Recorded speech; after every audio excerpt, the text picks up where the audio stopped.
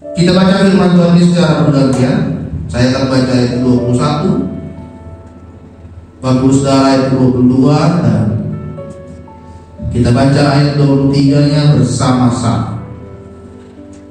Injil Matius pasal 21 sampai 23. Bukan setiap orang yang berseru kepadaku, Tuhan, Tuhan, akan masuk ke dalam kerajaan surga, melainkan dia yang melakukan kehendak Bapakku yang di surga. Ayat 22. Pada hari terakhir banyak orang akan berseru kepadaku, Tuhan, Tuhan, bukankah kami bernubuat demi namamu dan mengusir setan demi namamu dan mengadakan banyak mukjizat demi namamu juga? Kita baca sama-sama. Pada waktu itulah aku akan berterus terang kepada mereka dan berkata, aku tidak pernah mengenal kamu. Inilah daripadaku kamu sekalian berbuat kejahatan. Saudara, ini merupakan salah satu Injil firman Tuhan, berita keselamatan yang disampaikan oleh Tuhan Yesus ketika dia sedang berada di bukit bahagia, bahagia selalu di dalam bahasa Yunani-nya. Dari pasal yang kelima sampai dengan pasal yang ketujuh. Di pasal yang ketujuh inilah adalah puncak atau inti dari semua firman yang disampaikan oleh Tuhan Yesus kepada banyak orang. Dari semua ucapan bahagia yang disampaikan oleh Tuhan Yesus, di pasal 7 inilah merupakan yang terpenting dari semua firman yang dia berikan. Tuhan Yesus memberikan peringatan yang tegas kepada setiap orang yang mengikutinya, setiap orang yang percaya kepada dia. Dia mengatakan bahwa hal kerajaan surga bukan hanya kita berkata Tuhan, bukan hanya dari mulut kita berkata Tuhan Yesus baik, bukan hanya kita bisa berkata aku percaya kepada Yesus sebagai Tuhan, tetapi lebih dari itu, saudara. Bukan hanya mulut saudara berkata saya Kristen, saya pengikut Yesus, saya percaya Tuhan Yesus itu Tuhan, sudah cukup, enough, sudah. Bukan itu. Itu menunjukkan imanmu yang masih rendah. Tetapi Yesus menginginkan kepada kita semua bahwa bukan hanya saudara percaya dengan mudah dan mengaku bahwa Yesus itu adalah Tuhan, tetapi dari kepercayaan itu adalah kita melakukan apa yang menjadi kehendak Bapa, kehendak Tuhan yang diinginkan oleh Yesus di dalam kehidupan kita. Ya. Oleh sebab itu tema firman Tuhan pagi hari ini adalah melakukan kehendak Tuhan. Di dalam bahasa Yunani, perjanjian baru ditulis dalam bahasa Yunani. Kata kehendak itu diambil dari kata telema, yang berarti keinginan, tujuan, dan keputusan yang sudah ditetapkan.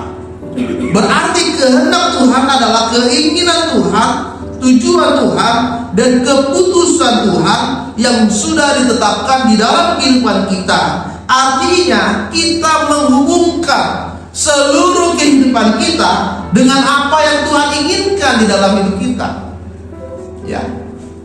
Itu sebabnya saudara, di dalam Lukas 22 ayat 42, ketika itu Yesus sendiri berkata, Bapa, bukanlah kehendakku yang jadi, melainkan kehendakmu yang jadi. Artinya kita bukan hanya sekedar percaya dari mulut kita berkata Tuhan Yesus baik, aku anak Tuhan, aku orang Kristen, aku pengikut Yesus, tetapi kita melakukan kehendak Tuhan. Amin. Oleh sebab itu, di ayat yang ke-22, Yesus lebih tegas lagi, dia berkata, Tuhan, bukankah aku sudah melayanimu? Aku sudah menyembuhkan orang sakit dengan kuasa-Mu. Aku sudah mengusir orang yang kerasukan setan dengan kuasa-Mu. Aku sudah melakukan banyak mujizat dengan nama-Mu. Ya kan? Tetapi apa yang dikatakan oleh Tuhan Yesus? Aku tidak mengenal kamu. Kalau teologi sekarang namanya teologi overconfidence, terlalu percaya diri. Kadang-kadang saudara, kita merasa diri kita sudah benar.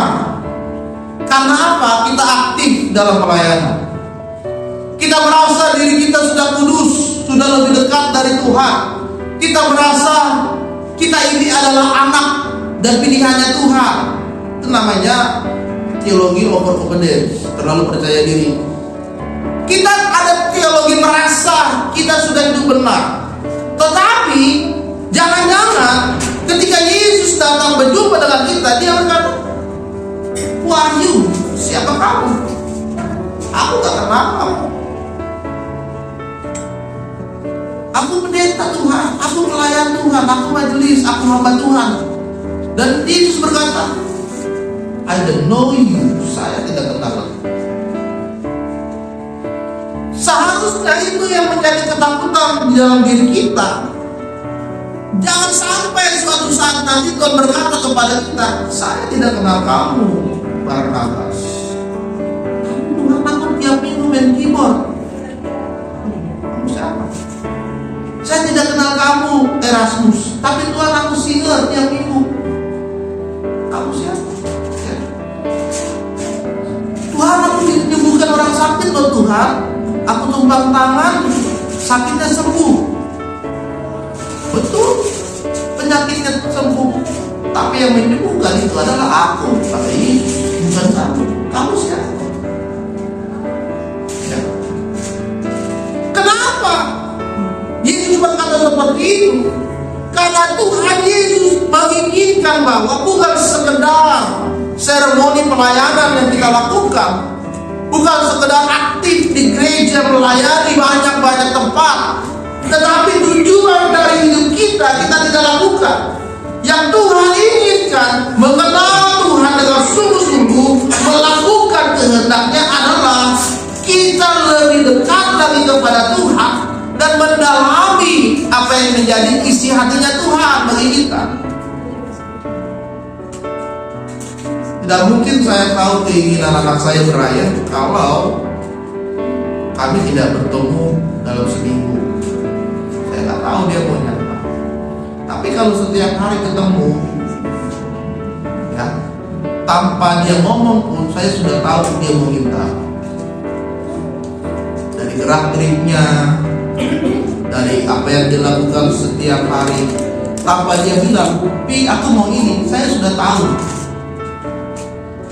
Mengenal kehendak Tuhan artinya saudara, kita mengerti dan memahami apa yang menjadi rencana Tuhan dan melakukannya, bukan hanya pengakuan dari bibir saudara, dari mulut saudara, tetapi adalah melalui tindakanmu. Oleh sebab itu ada 3 hal yang kita lakukan supaya kita melakukan mengenal dan melakukan kehendak Tuhan. Yang pertama adalah melakukan penyerahan diri dan memperbaharui pikiran. Di dalam Roma 12 ayat pertama dikatakan, "Karena itu saudara-saudara, demi kemurahan Allah, aku menasihatkan kamu supaya kamu mempersembahkan tubuhmu sebagai persembahan yang hidup." Yang pertama, supaya kita mengenal kehendak Tuhan, melakukan penyerahan diri dan memperbaharui pikiran. Penyerahan diri ini berbicara tentang persembahan, sacrifice, persembahan. Ya. Kalau zaman dulu saudara, dengan cara mengorbankan binatang ternak, itu adalah bentuk persembahan kepada Tuhan. Ya. Kita lihat kisah tentang 2 abang beradik bernama Kain dan Habel. Kain datang kepada Tuhan. Dia lihat, apa sih hasil ladang saya? Oh, ada gandum, ada padi. Oke. Dia ambil hasil taninya. Dia ambil yang jelek-jelek, yang biasa-biasa. Lalu dia bakar, dia persembahkan kepada Tuhan. Kemudian datang adiknya Habel, dia adalah seorang peternak. Dia lihat mana domba yang bagus, kualitas bagus, yang terbaik dari semua domba yang ada. Dia ambil yang paling bagus, lalu dia korbankan kepada Tuhan. Di dalam kisah kita, saudara, persembahan yang diterima oleh Tuhan, dua-duanya itu bukan diterima.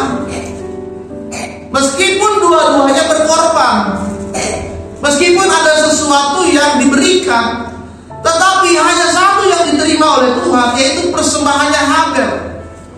Meskipun Kain membawa hasil tadinya, lalu dia korbankan persembahkan kepada Tuhan, Habel pun juga sama, membawa hasil ternaknya, dia persembahkan kepada Tuhan. Tetapi kenapa ada dua perbedaan di sini? Persembahan Kain tidak diterima oleh Tuhan, persembahan Habel diterima oleh Tuhan. Kenapa?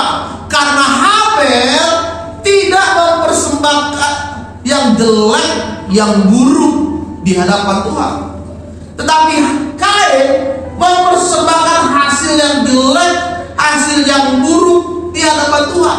Karena dia berpikir, oh saya sudah kasih kok, oh saya sudah beri kok, pasti Tuhan terima. Padahal kenyataannya Tuhan akan berkata, saya tidak kenal kamu. Makanya saudara, janganlah kita merasa Tuhan mengenal kita dengan apa yang kita lakukan saat ini. Kita masih hidup di dalam dosa, lalu kita Tuhan aku mempersembahkan hidupku. Dah, dosamu masih jalan kawan. Lalu kau datang persembahkan hidupmu. Tuhan, aku persembahkan hidupmu, lah kepahitanmu masih ada, dendammu masih ada, kebencianmu masih banyak, iri hatimu masih banyak. Tuhan, aku persembahkan hidupku, lah mulutmu belum kau jaga. Kata kasar, kata kotor, kata jahat selalu keluar dari mulutmu. Tuhan, aku persembahkan hidupku, lah tanganmu belum kau jaga. Masih suka mukul orang, kasar, ya, menampar orang, mengambil barang orang, ya. Terkadang kita sebagai orang Kristen begitu. Kita datang ke gereja, kita buka tangan kita, Tuhan, aku persembahkan hidupku, ya. Anak-anakmu, istri-istrimu gak kau urus. Apa yang mau dipersembahkan dan apa yang mau diterima oleh Tuhan dari kehidupan yang seperti itu. Oleh sebab itu, ubah cara pikir saudara, ya. Dengan cara mulai saat ini persembahkanlah sepenuhnya yang terbaik kepada Tuhan. Apa yang pertama? Waktu. Dari 24 jam dalam sehari, waktumu untuk Tuhan itu berapa jam? Aku Tuhan, aku kerja, oke? Setengahnya 24, 12 jam ada enggak? Aduh, enggak ada Tuhan. Kerjaku itu long time, bisa 12 jam, 14, oke. Seperempatnya deh, 12 jam, berarti 6 jam. 6 jam ada enggak waktumu untuk Tuhan? Wah, oke, 1/8 jam, 3 jam, ada gak waktumu? Apa? Banyak kan Tuhan? Oke, 1/12 jam, 1,5 jam, ada gak waktumu? Gak ada Tuhan. Oke, seberapa lagi? 1/16 jam, 45 menit dalam satu hari, ada gak waktumu dengan Tuhan? Nah, terus berapa waktumu? Ya 5 menit. 10 menit Tuhan makan pagi, siang, sore. Tuhan bangun tidur 1 menit, bangun tidur 1 menit. Apakah itu namanya mempersembahkan waktu yang terbaik? Ibadah hari Minggu, seminggu sekali, masih suka bolong. Beda dengan tetangga kita, sehari 5 kali. Ya. Waktu yang terbaik adalah memberikan, mengutamakan dalam hari itu waktu kita. Makanya Yosua berkata, Renungkanlah firman Tuhan itu siang dan malam. Baca tuh firman, renungkan diri kita. Lakukanlah hubunganmu yang terbaik dengan Tuhan. Yang terbaik adalah bagaimana kita memiliki kemampuan yang kita miliki, keahlian, talenta yang kita miliki untuk Tuhan. Pekerjaanmu, pekerjaan yang benar. Sekolahmu, sekolah yang benar. Kuliahmu, kuliah yang benar. Motivasinya yang benar. Pelayananmu, pelayanan yang benar. Ya. Ketika kita sudah mempersembahkan yang terbaik di dalam hidupmu, yang kudus, yang benar, maka sekaranglah waktunya kita memperbaharui pikiran kita. Makanya di dalam Roma 12 ayat 2 berkata, jangan kamu serupa dengan dunia ini, tetapi berubahlah oleh pembaharuan budimu. Kata berubah ini diambil dari bahasa Yunani, yaitu metamorpho, yaitu perubahan dari dalam keluar, seperti ular. Kalau ular dilihat oleh orang akan berkata, jijik. Gak ada yang mau dekat dengan ular ini.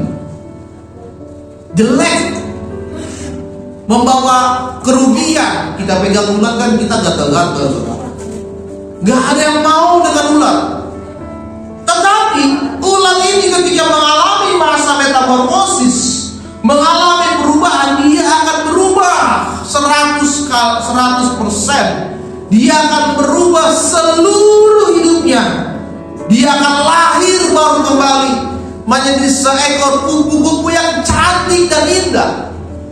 Dan orang akan mendekat kepada kupu-kupu ini. Orang akan lari mengejar kupu-kupu ini. Dan orang akan terus memandangi kupu-kupu ini karena begitu indah. Kata berubah di sini seperti kupu-kupu itu.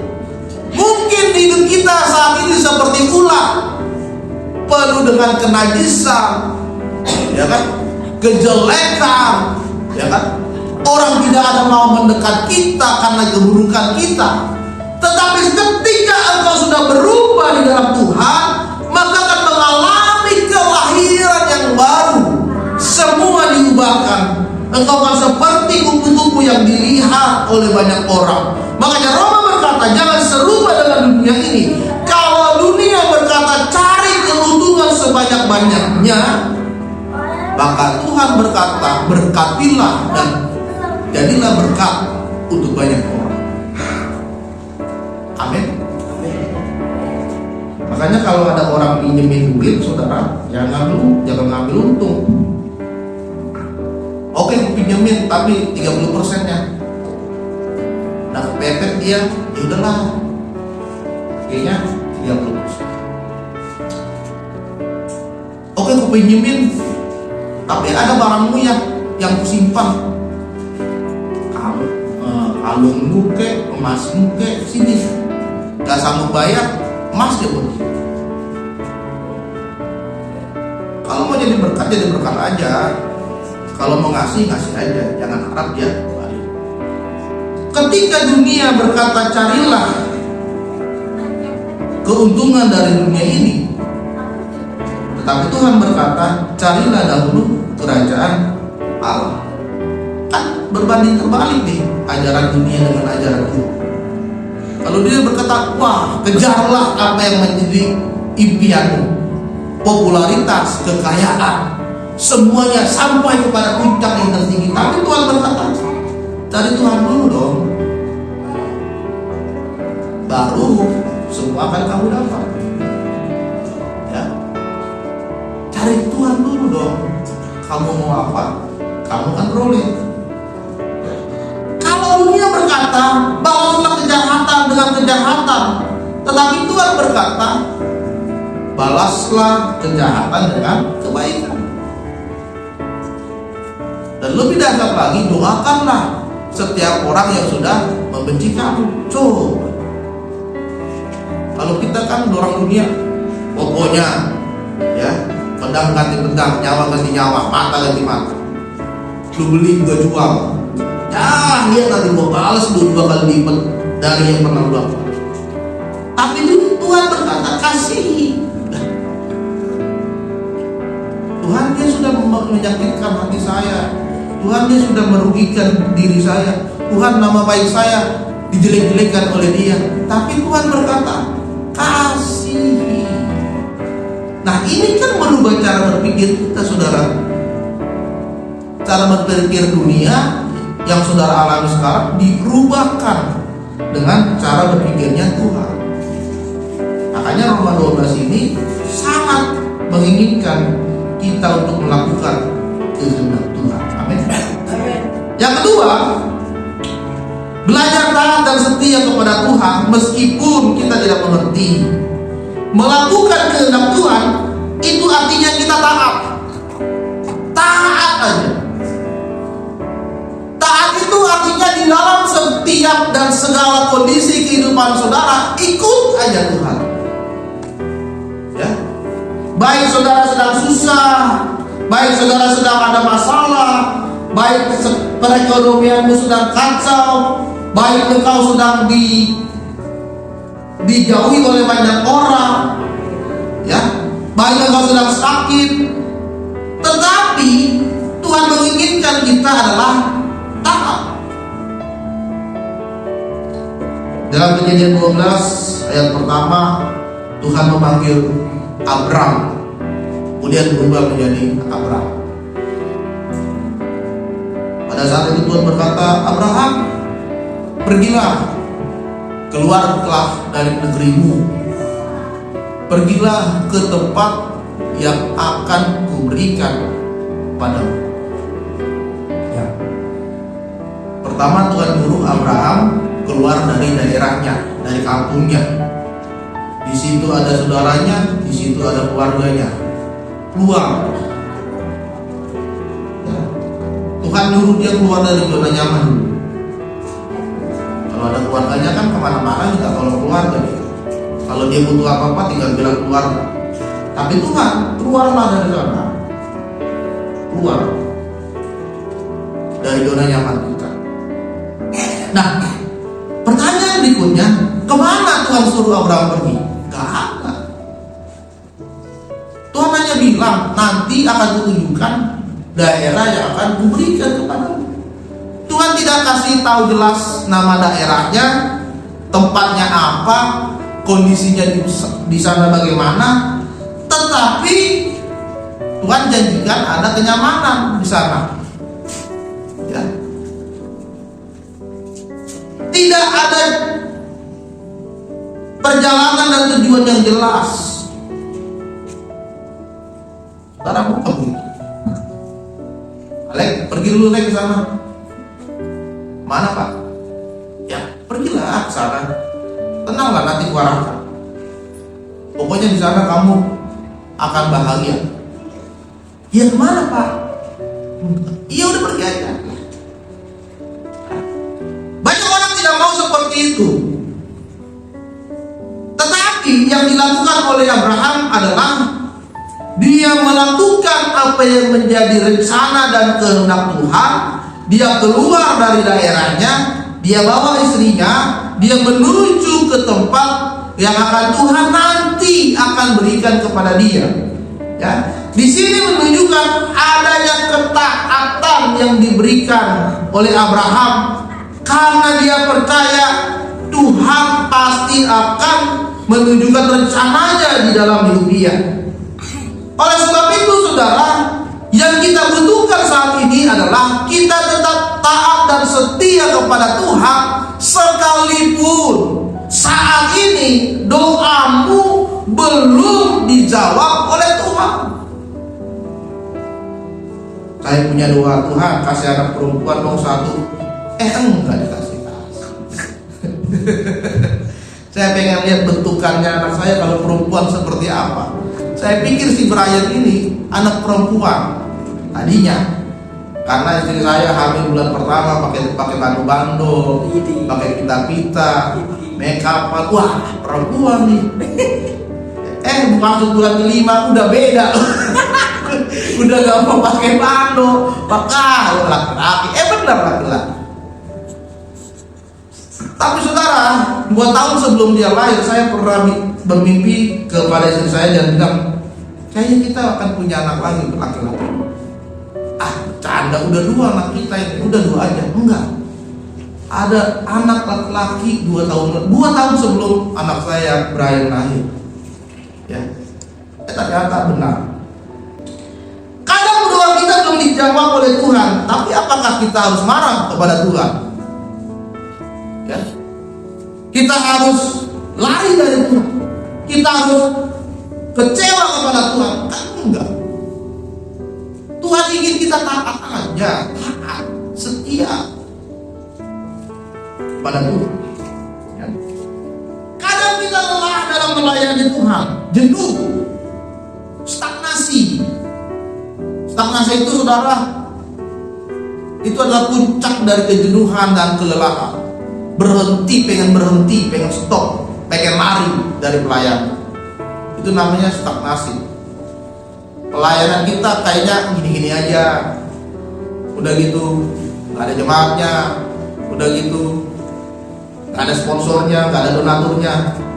Udahlah, tutup. Nah, puncak dari stagnasi adalah berhenti. Udahlah, tutuplah gerejanya.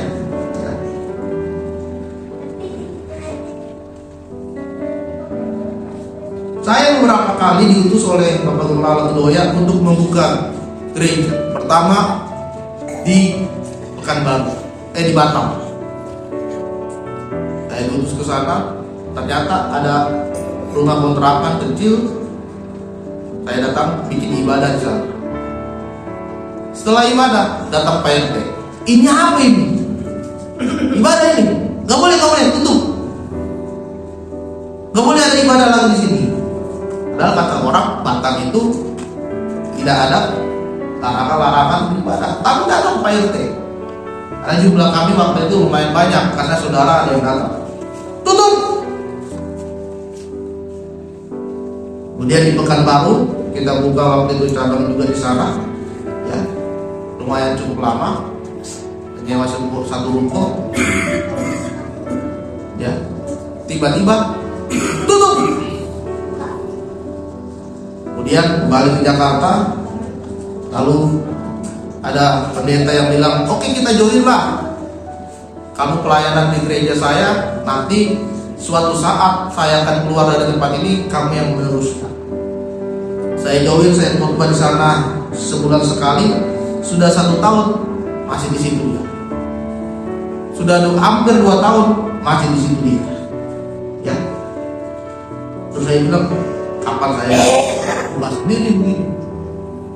Kemudian waktu Gembala Kedoya bilang, udahlah bukalah sendiri. Kita hubungin pendeta di daerah kampung. Dan puji Tuhan, kita sudah berada di sini. Kemarin saya diingatkan oleh Facebook, ternyata kita sudah 2 tahun, mau jalan 3 tahun di kampung ini. Ya, semua karena penyertaan Tuhan. Tidak ada donatur, saudara. Ya. Pengkhotbahnya kalau nggak saya, Bapak Ishak. Paling kalau kemarin datang Pak Purim, karena dia yang meminta. Tapi taatlah dan setia, meskipun kadang-kadang pelayanan dan melayani itu lelah. Percayalah saudara dan yakinkanlah dalam diri saudara, pelayanan yang sudah kau lakukan itu tidak sia-sia. Tuhan sedang menampung, mencatat nih. Apa hari ini singa, minggu ini singa, kamu, minggu depan dia nggak datang. Oke, coret dulu dia datang. Oh, minggu ini datang, bagus.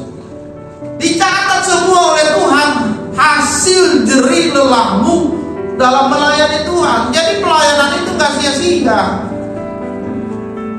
Karena kita sudah bilang 1 atau 2, 3 orang berkumpul, maka Tuhan hadir. Pelayanan saudara yang sekecil apapun, bahkan di rumah pun sama istri sama anak-anakmu, itu termasuk pelayanan. Tuhan itu hadir.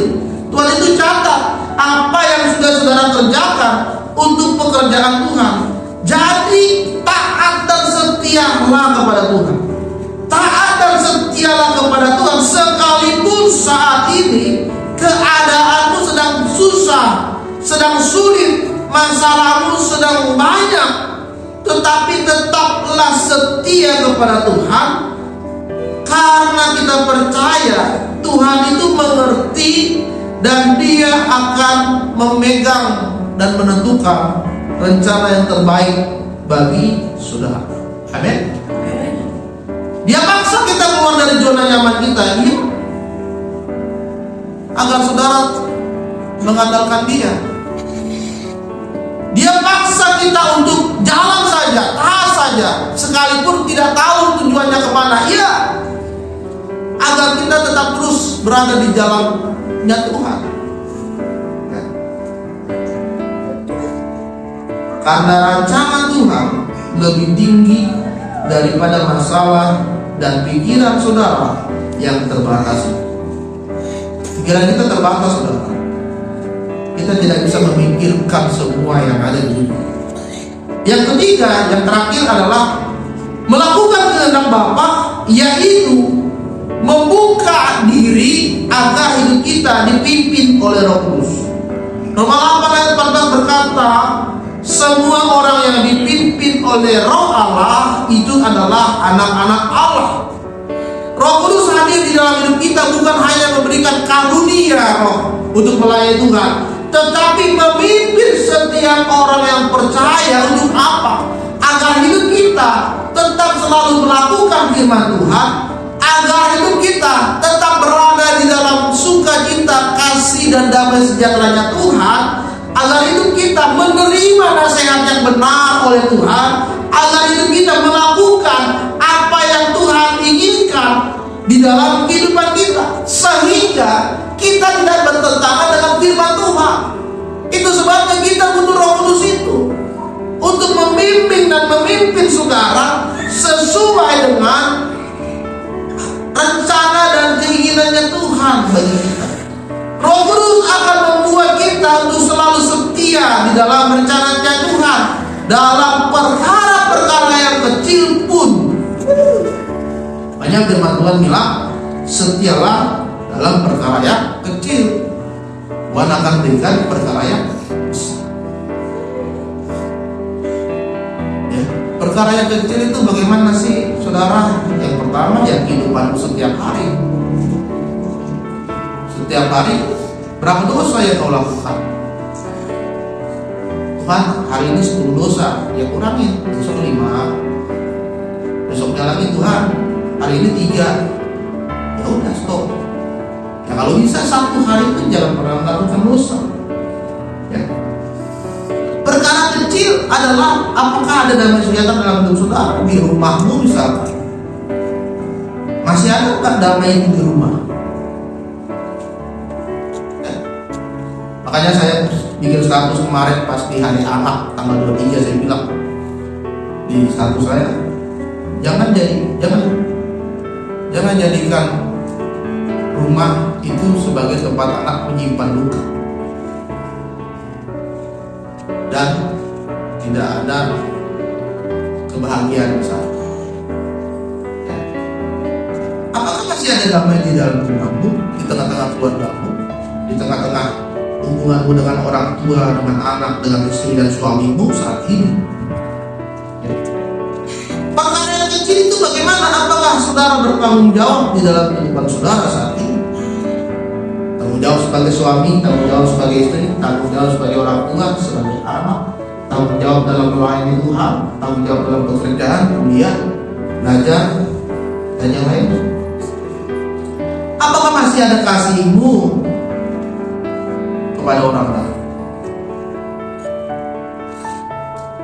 Dibimbing oleh Roh Kudus itu artinya kita siap untuk menyangkal diri ikut Tuhan setiap hari. Makanya Lukas 9:23 berkata, siapa yang mau mengikut aku, mengikut Tuhan, dia menyangkal diri, pikul salib, dan hidup. Menyangkal diri artinya mengutamakan kepentingan Tuhan dari kepentingan pribadi. Menyangkal diri artinya memilih kebenaran daripada kenyamanan kehidupan saudara. Menyangkal diri artinya memilih taat kepada Tuhan daripada hidup di dalam kedaginganmu saat ini.